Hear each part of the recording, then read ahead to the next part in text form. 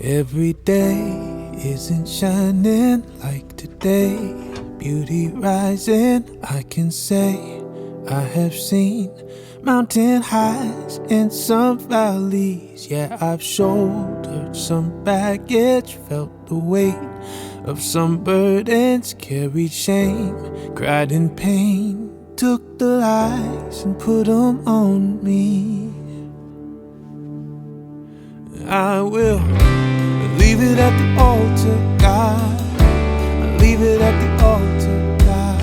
I leave it at the altar, God. Oh, I will give you everything now, God. Oh, I surrender all and leave it at the altar, God. Oh, yeah.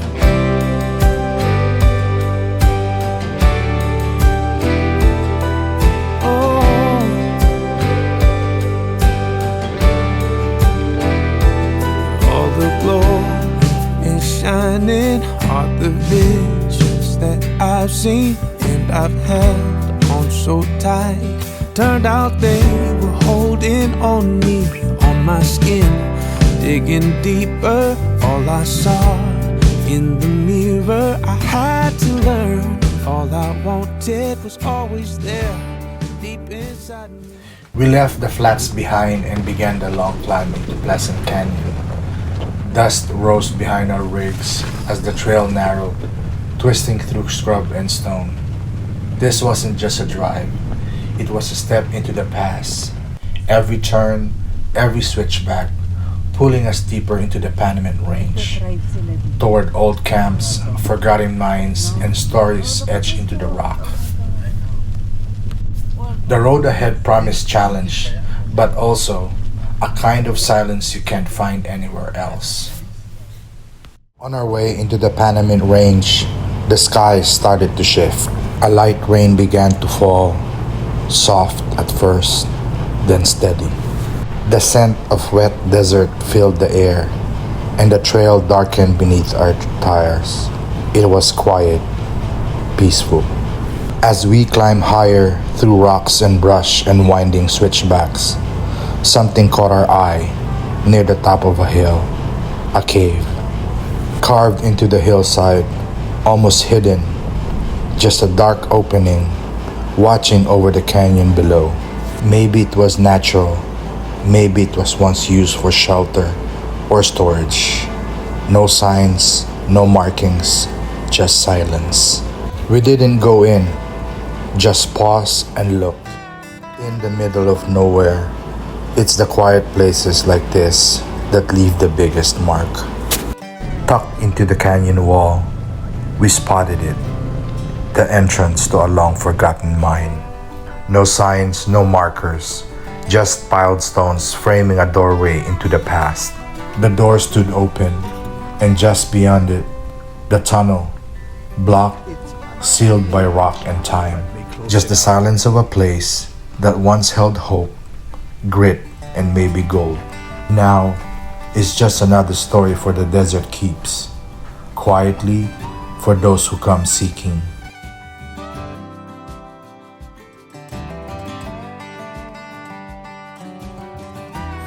At the heart of Pleasant Canyon, we reach one of its most storied sites, Ratcliffe Mine.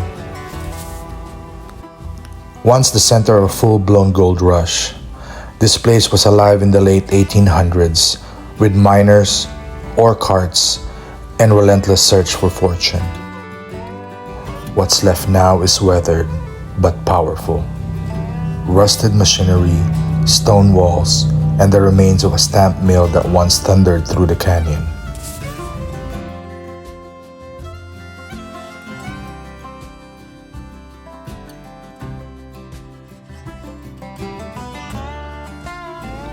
We walked through slowly, imagining the sounds, the sweat, the hope that once echoed in these hills. Time has quieted the Ratcliffe Mine, but the scars in the rock and the bones of old industry still whisper the same message.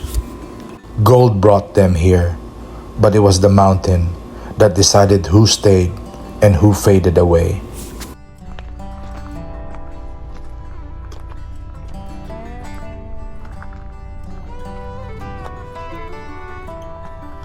lone fireplace still stands, surrounded by rusted nails and scattered tools, a sign that a small fragments of life once lived here.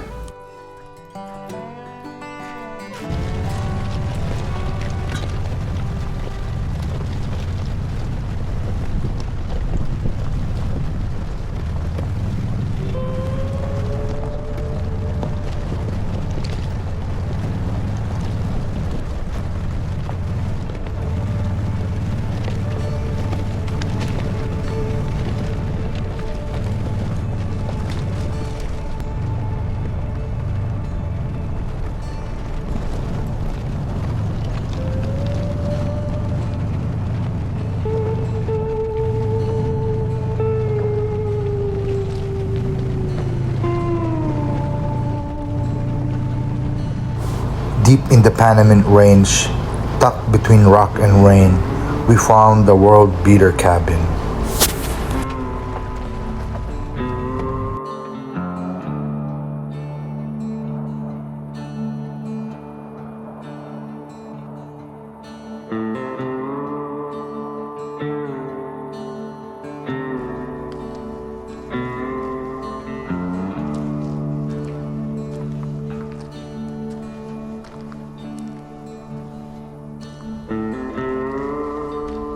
It stood strong, weathered but welcoming.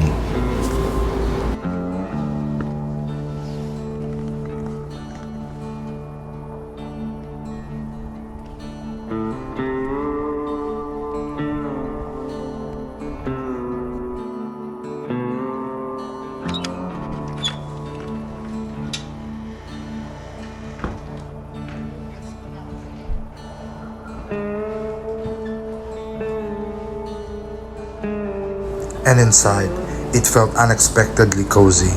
There was running water from the rain, light from a small electric setup, and in the center, a wood furnace ready to warm the room.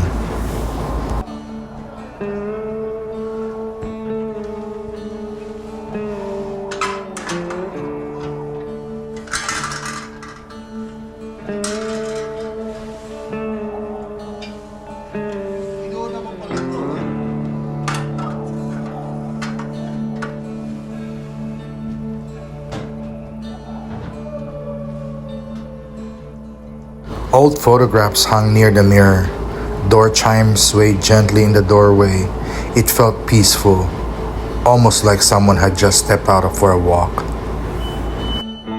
Some say there's a quiet presence here, not haunted, just remembered, a place that holds onto the energy of those who pass through.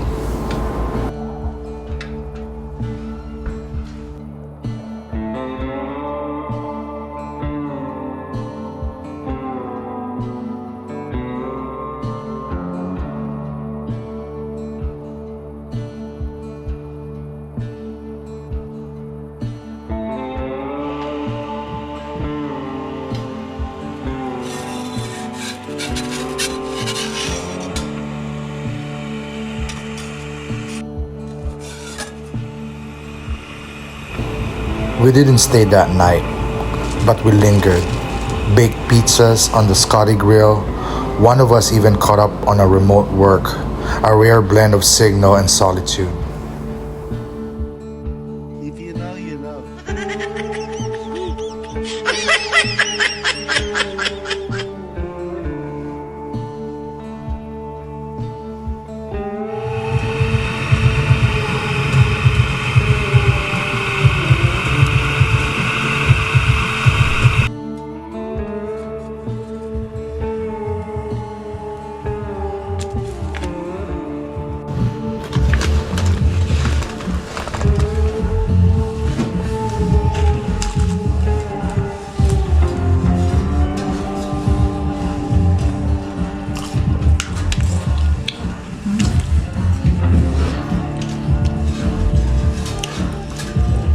Ito naman.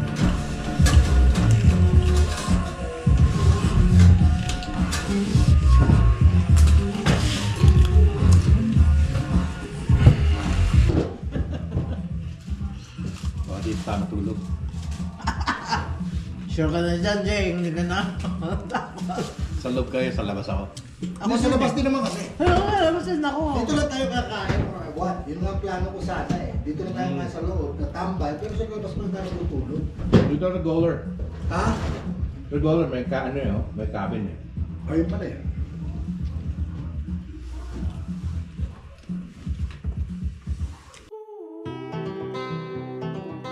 Before we left, we cleaned up, packed our trash, and left behind a few canned goods, a small gift for the next traveler.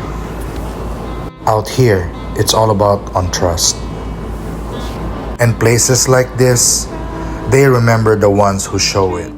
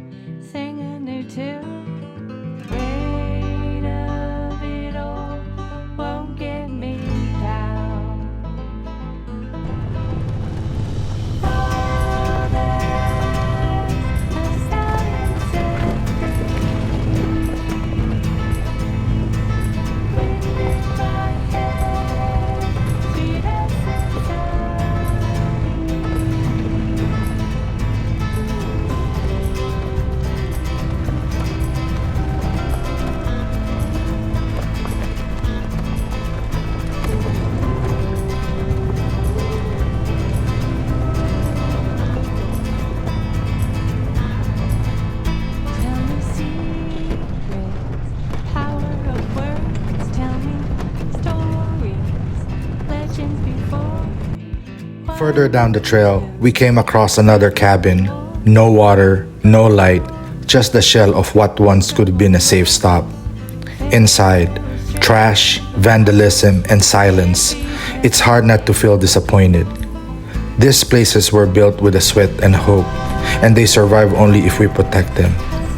Please leave no trace, pack out what you pack in, because once a place like this is lost, it rarely comes back.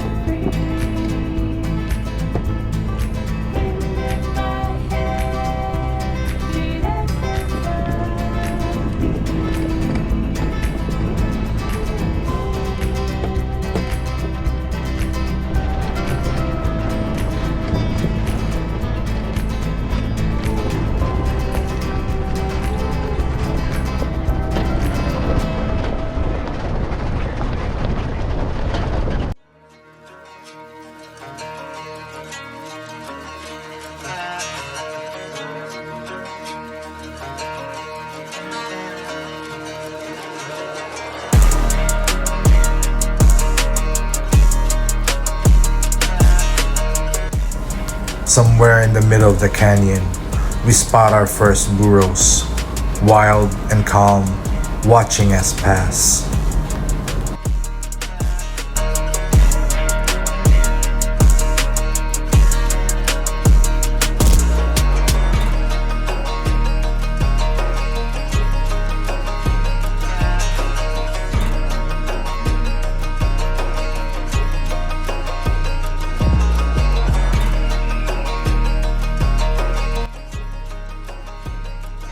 Just off the trail, perched on a hillside above Pleasant Canyon, we found a strange weathered shelter.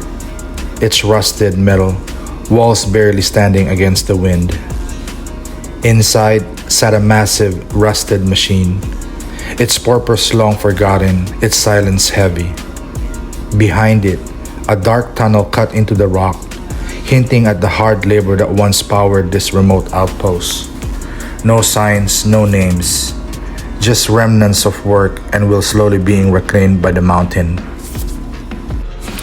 And a few yards away, we came across an old rest cabin, tucked quietly in the Panamint Range. Its worn structure stood as a silent witness to time, surrounded by scattered machinery, rusted tools, and forgotten equipment, hinting at the lives once lived here. In this vast, rugged wilderness, it felt like stepping into a forgotten chapter of history.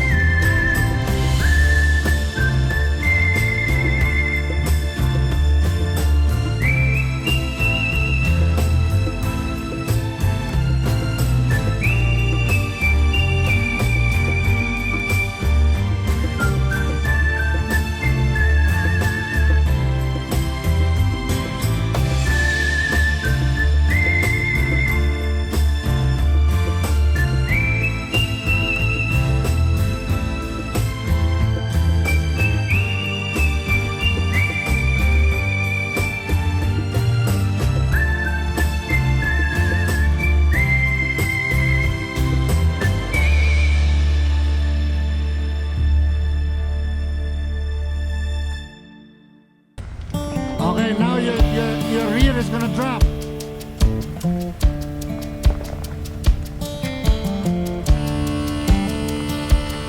You're clear. Okay. Driver. Okay. Keep. Yeah. Follow the trail.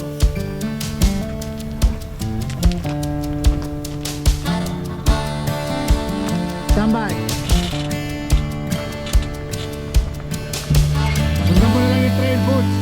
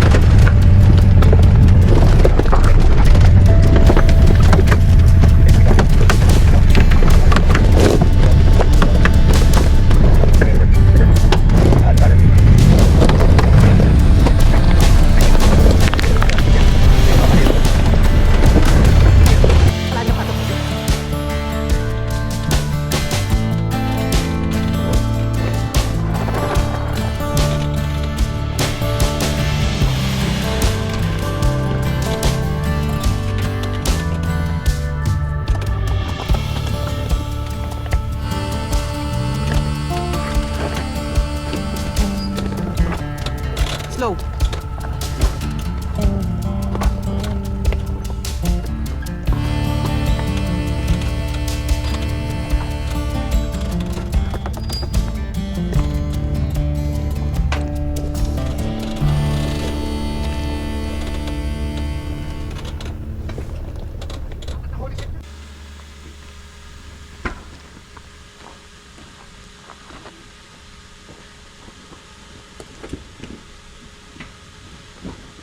Doon, ba't kayo ka rin? Baka bumagsak yan. Sabi ka, sabi.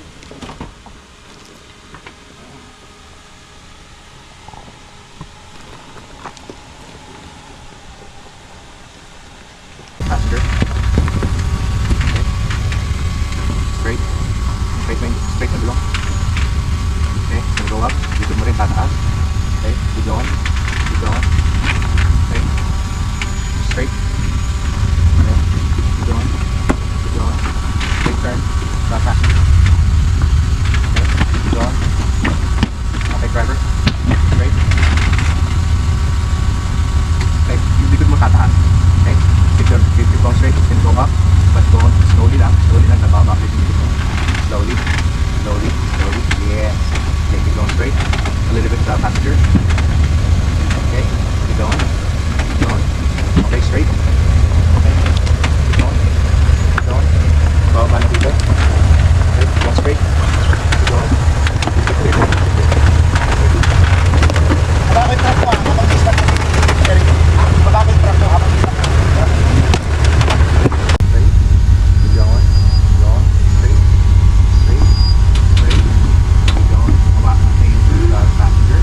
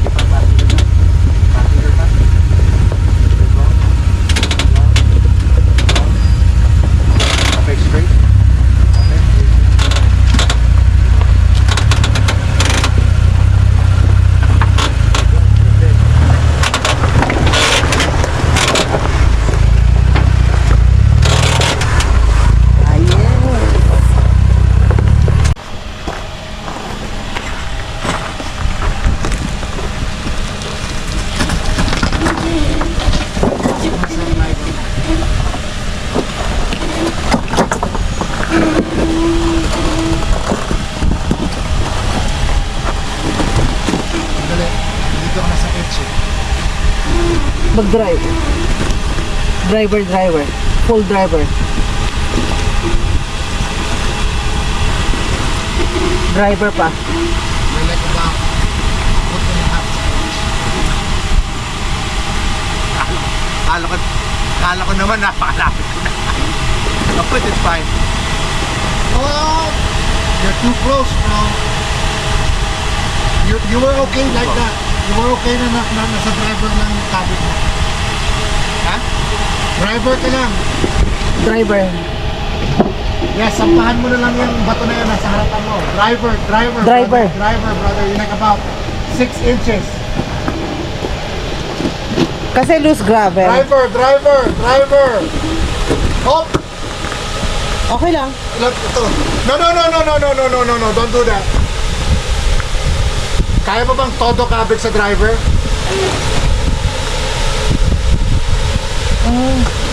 Todo kabig sa driver. Gusto mo kapitan na lang kita ng winch, Brad? Hindi. Mas lalong delikado yun. Oh. Malayo pa. Dito hanggang dito ako, pwede. You sure? Yes! Saka ano yan, oh. Ang daming yung ano. Okay, sige. Sagarin mo lang. Kaya nga ano eh, sasakayang sagarin eh. No, that's what I wanted you to do. Sagarin mo sa driver. No, sagarin ko rito. Sagarin mo dyan? Yeah. How far do you want to be? Don't worry, because alam mo bakit? Ang weight ko nasa likod eh, wala sa harapan eh. Alright. Tsaka ito, So, ano, okay, how far do you want to be? Like 3 inches? so, ang gulong ko, gusto ko nandito yung gulong ko. Okay. Okay, yung gulong na yan, Okay. ito tatama. Okay. Within that side, ito, mga ano. Okay, sige. Oh Lord. Wala na kasi, ano na ako rito eh. Sagad siya eh. Sagad na ako eh. Pero ikaw, kailangan mo iakyat ata dun sa'yo eh. Masyadong ano. Ay, dito sa baba? Yeah.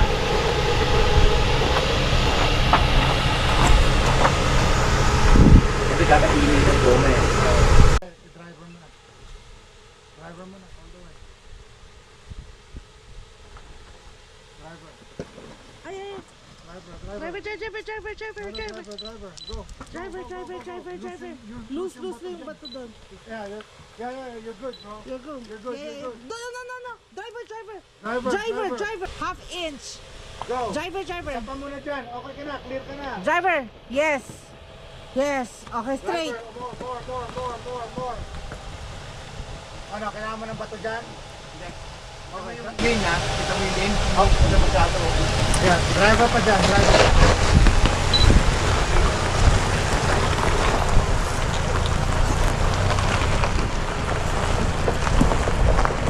You're clear. Ito bababa ng konti. Sila. Okay, nabababa na. Sige lang. Diretso lang. You're good. Diretso. Okay, bababa na yung ano mo, passenger front tires. Bababa na. Okay, daan lang. Okay, bababa na. Okay, go. Bababa na. Very good. Hindi pa nakababa. Very good. And then pagbaba ng harapan, i-turn mo sa driver. Ito,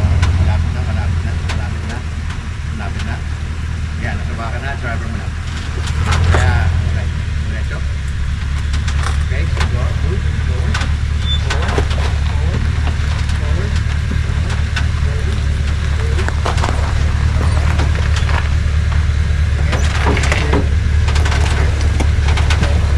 Iakit ko rito. Akit mo.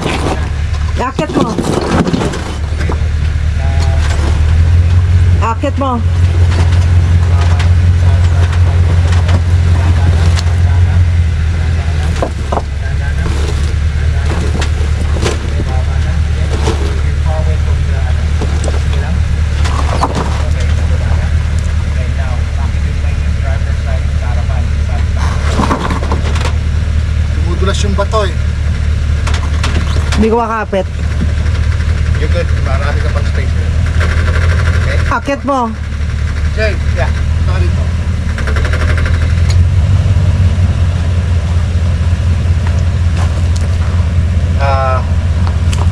Balik siya, no?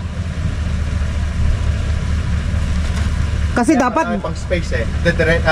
Move ka ng forward tapos straight mo yung gulong mo. Straight mo yung gulong mo. Okay, slowly. Okay, straight back.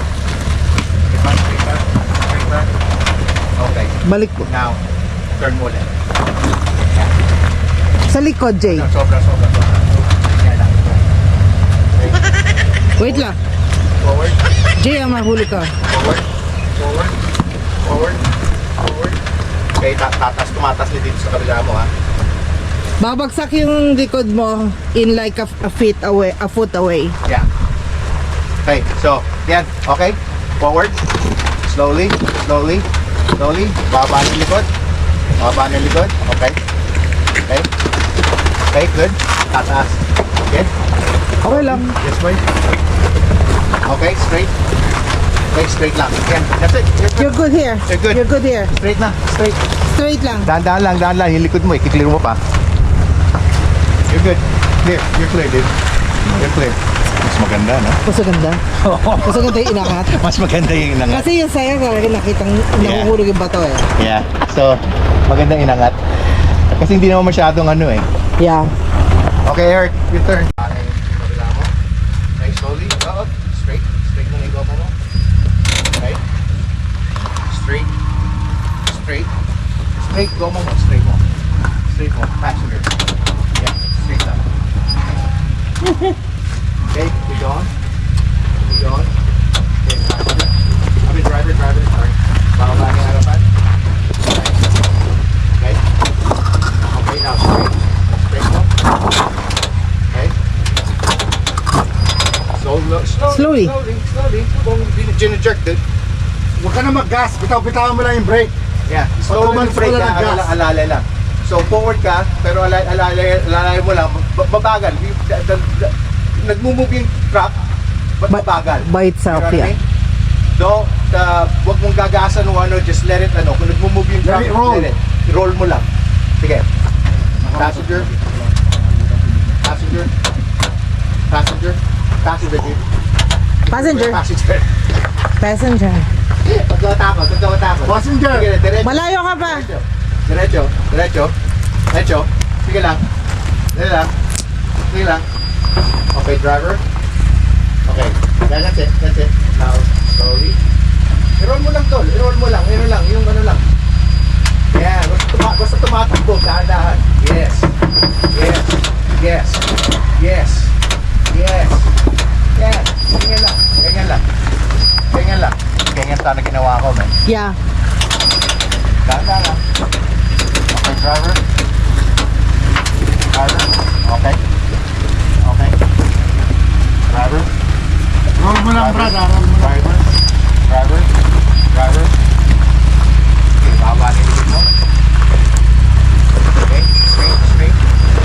Straight. Nope. Straight. Passenger ka. Straight. Saka passenger ka. Yan. Hot driver. Woo!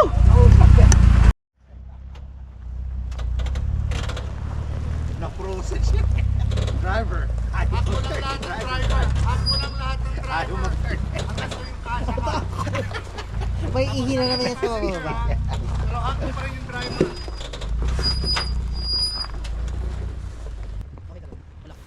Briggs Camp, a trail just under 5 miles, but don't let the distance fool you.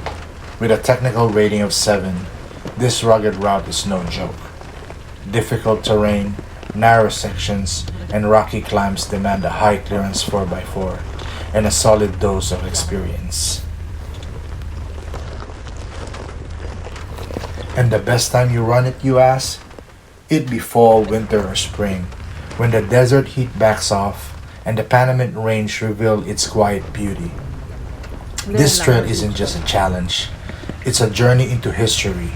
And if your rig and your nerves are up for it, Briggs Camp just might be the most unforgettable 4.7 miles you've driven. Okay, bilisan mo.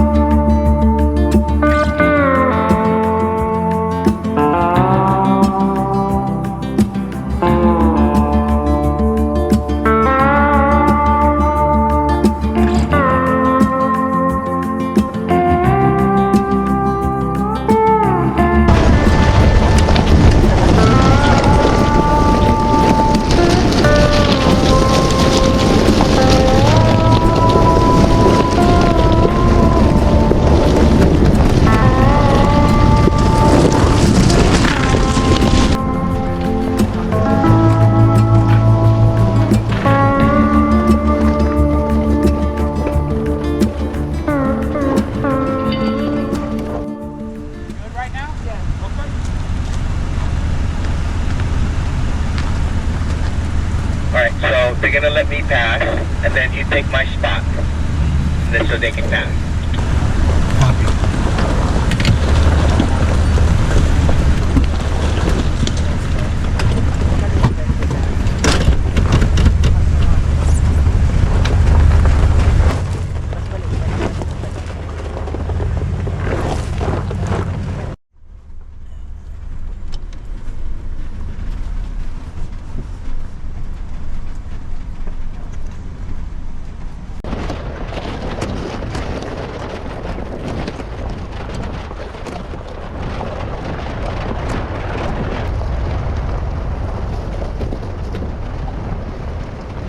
After descending from Briggs Camp, we rolled into the rugged beauty of Goler Canyon Road. Twisting through the steep canyon walls and eroded rock beds, this route was carved by old miners, and it still tests every rig that passes through.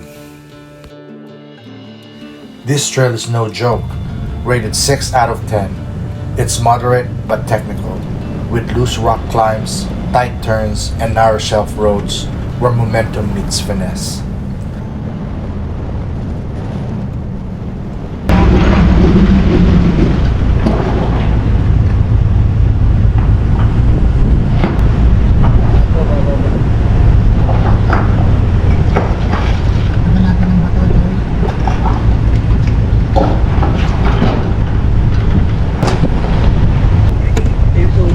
Ito nga yun, 3 to 4. Tingnan mo, mga ilalim.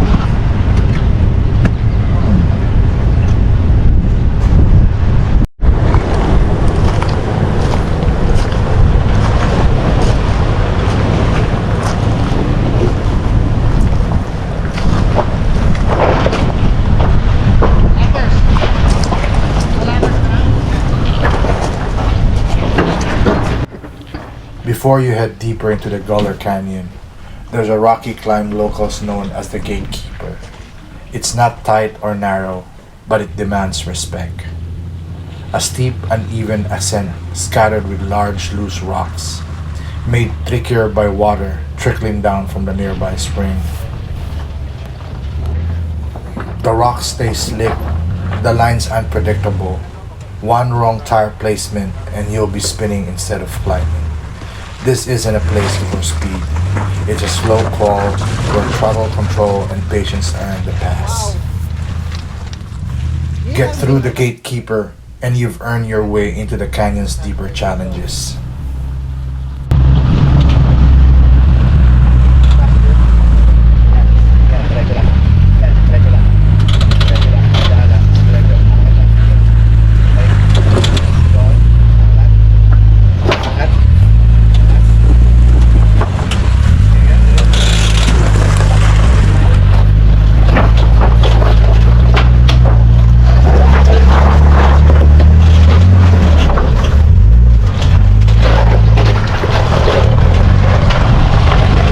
Wow. Man, you guys are crazy.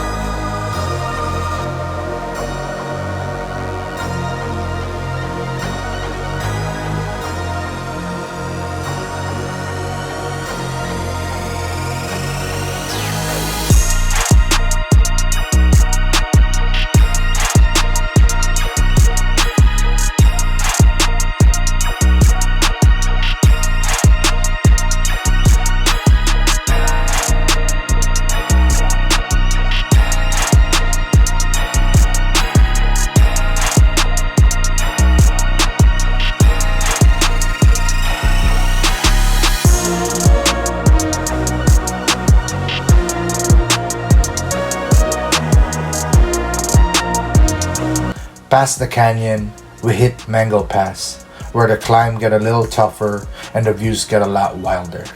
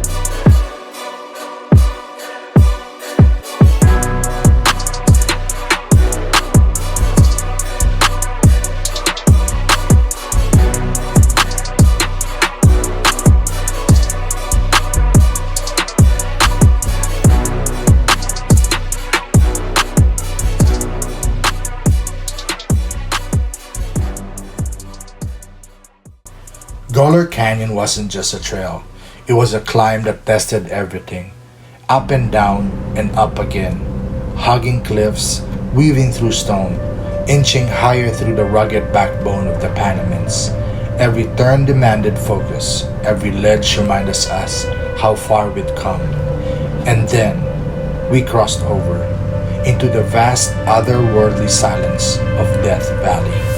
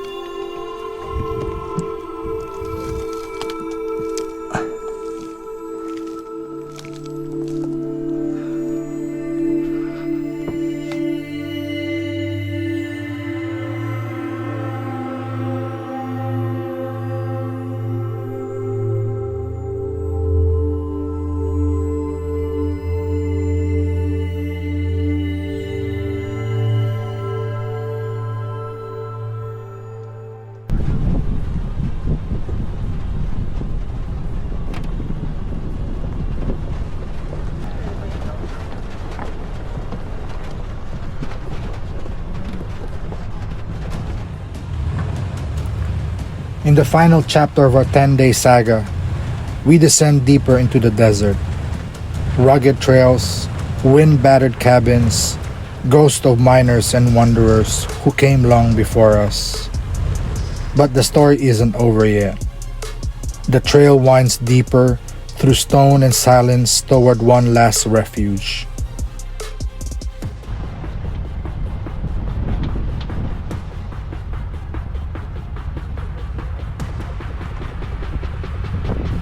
And at the edge of it all, near the Kiavah Wilderness, tucked in the Scodie Mountains of the Sequoia National Forest, waits McIver's cabin.